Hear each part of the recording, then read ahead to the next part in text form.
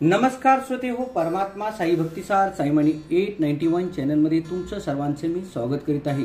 जर आपल्यापैकी या चॅनलवरती कोणी नवीन असाल तर चॅनल सबस्क्राईब करा, जेणेकरून मी जसे नवनवीन व्हिडिओ अपलोड करीत जाईन तसे नवीन व्हिडिओचे नोटिफिकेशन तुमच्या मोबाईलवरती येत राहतील व तुम्ही ते पाहू ऐकू शकता। तसेच व्हिडिओ आवडला तर लाईक करा, शेअर करा आणि कमेंट बॉक्समध्ये जय श्री गुरुदेव दत्त असे लिहा।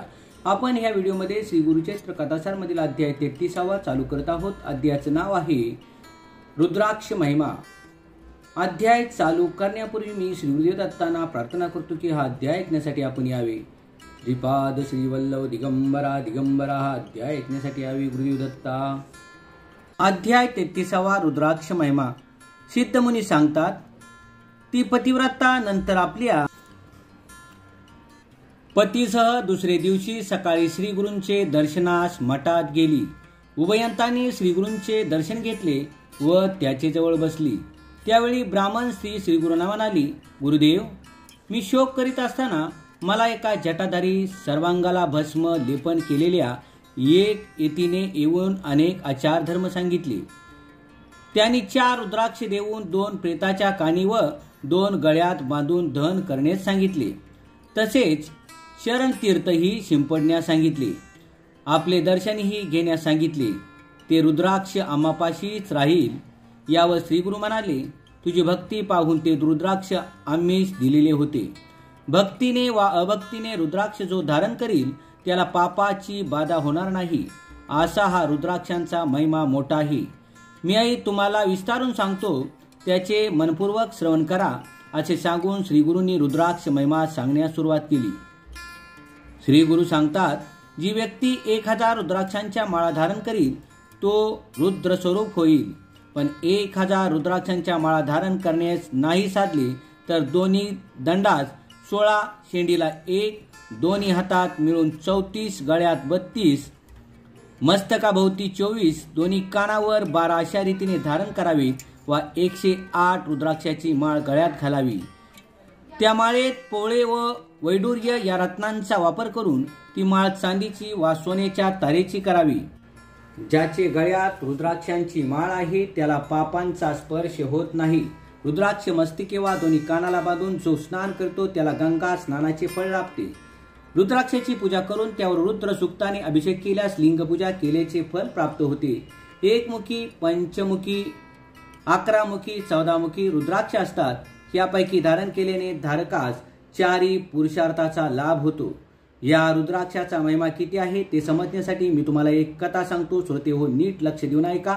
जी कथा शिवलीलामृत मध्ये आहे ती कथा या गुरुचरित्र कथासार मध्ये आलेली आहे। ज्याप्रमाणे एक कोंबडा व कुत्र एका वेशीने पाळलेलं होतं।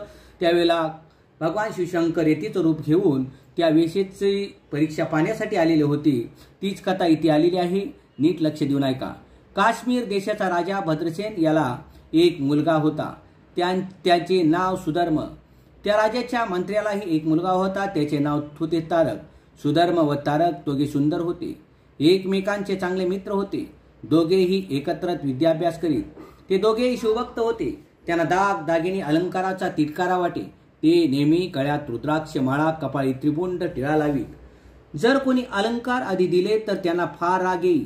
एक दिवस पराशर ऋषी त्या राजाकडे आले। राजाने त्यांचे स्वागत केले, त्यांना साष्टांग नमस्कार घातला।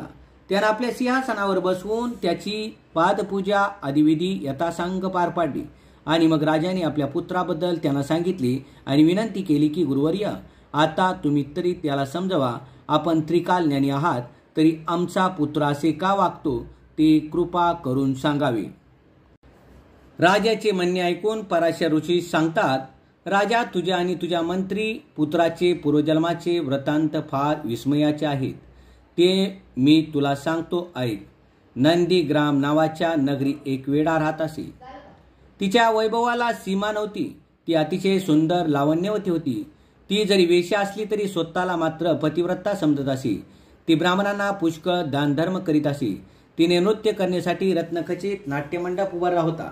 त्या ठिकाणी एक कोंबडा व एक माकड मनोरंजनासाठी बांधून ठेवले होते। त्या दोघांच्या गळ्यात तिने रुद्राक्ष बांधलेले होते। मी त्यांना नेहमी नाच शिकवी।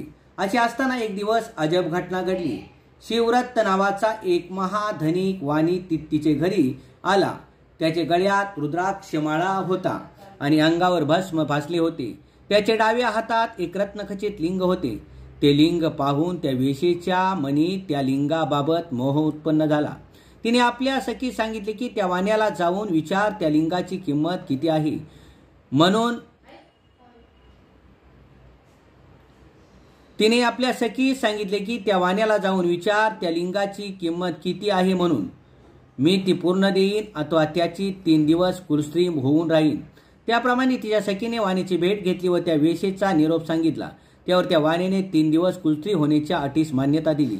पण त्या वाण्याने एक शंका उपस्थित केली की आपण वेश्या प्रत्येक दिवस आपला वेगवेगळ्या पुरुषांशी संबंध येतो, मग आपल्यावर विश्वास कसा ठेवावा.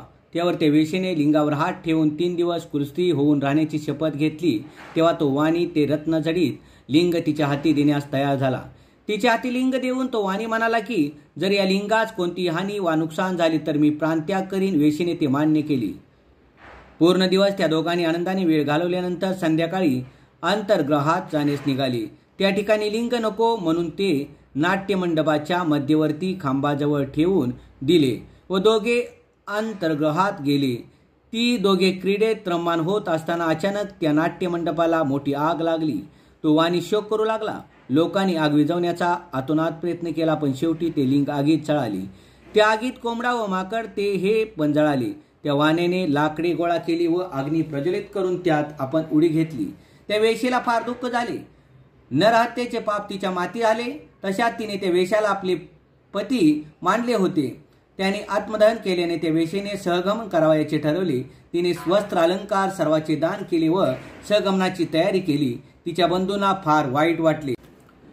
त्यांनी तिला सती जाण्याच्या निर्णयापासून परावृत्त करण्याचा फार प्रयत्न केला व ती आपल्या निर्धाराशी ठाम राहिली. तिने सर्वांना नमस्कार केला आणि अग्निकुंडापाशी येऊन त्यात उडी घेतली. त्यावेळी नवळ घडले. प्रत्यक्ष शिवशंकर आपल्या पूर्ण रूपात त्या ठिकाणी प्रकट झाले व तिला आपल्या हाताने उचलून धरली. अग्निकुंडातील अग्नी शांत झाला. शंकराने तिला हातात धरून अग्निकुंडाचे बाहेर आणले व म्हणाले, मी तुझी परीक्षा पाहिली. मीच वैश्य म्हणून आलेलो होतो. हे सर्व काही मी माया रचली होती. तू खरी पतिव्रता आहेस. तू तुझे व्रत खरे केले.